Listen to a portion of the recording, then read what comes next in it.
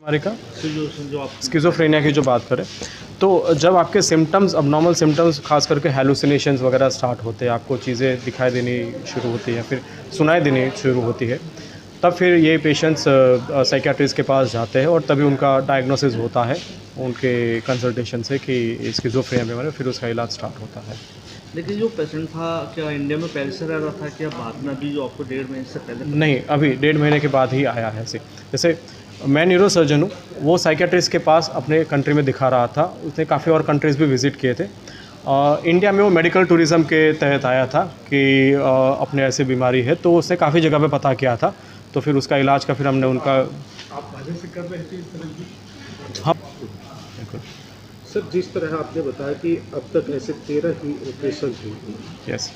तो ऐसे लोगों को कैसे पता चलता है कि ये बीमारी है? जैसे आपने बताया कि कई बार उनको सपने टाइप के आते या अजीब से वो लगता है। सपने नहीं आते, आपकी नॉर्मल लाइफ में चीज़ें दिखनी स्टार्ट हो जाती है कि आपको कुछ अबनॉर्मल दिख रहा है, अबनॉर्मल सुन रहा है, बट ये डायग्नोसिस खुद नहीं करना है, ये डायग्नोसिस एक साइकियाट्रिक डॉक्टर करते हैं, उनके तरफ से वो डायग्नोसिस होता है कि स्किज़ोफ्रेनिया है, फिर उसकी जांच होती है।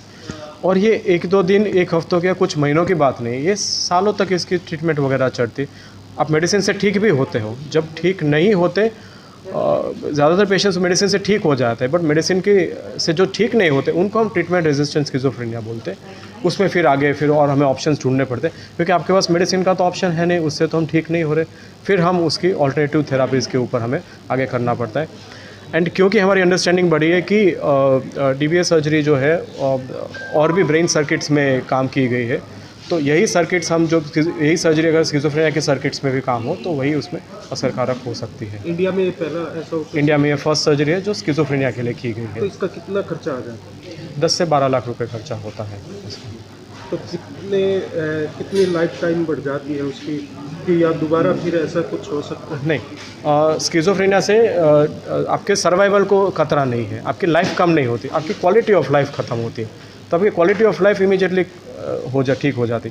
अब इमेजिन करो, अगर आप 8 साल से घर में ही बैठे हो, कहीं काम नहीं कर पा रहे, स्कूल नहीं जा पा रहे और कुछ नहीं कर पा रहे, और सर्जरी के 6 महीने बाद, 1 साल बाद ये सब चीज़ें कर जाएंगे, तो आपकी क्वालिटी, प्रोडक्टिविटी ऑफ लाइफ, आपकी value of life multiple fold में बढ़ जाएगी, जिसको हम कीमत नहीं लगा सकते फिर उसकी। जैसे आपने बताया कि जैसे शरीर में इंसुलिन कम हो जाता है। And the other one was, of course, Munna Bhai, where he keeps seeing Mohandas Karamchand Gandhi explaining about Gandhigiri to him. So these are typical cases of schizophrenia. I think Dr. Himanshu can explain that. Yes. So yeah, those were the 2 movies in which was very well portrayed. There's also one Hollywood movie called A Beautiful Mind. If anyone of you have seen Russell A Beautiful Crowe, Mind, yeah. the one with Russell Crowe, and so that was a biopic of one of the scientists, mathematician, John Nash. John Nash. So he also had schizophrenia. If you have seen the movie, it's very well seen that he was able to, he had visual hallucinations where he would see people and he had insight. He knew that के hallucinations है, ये सही नहीं है, कुछ साल पहले उसको पता चल गया था, तो ये चीज़ है। And this was exactly the same case kind of like John Nash when he would see visual hallucinations.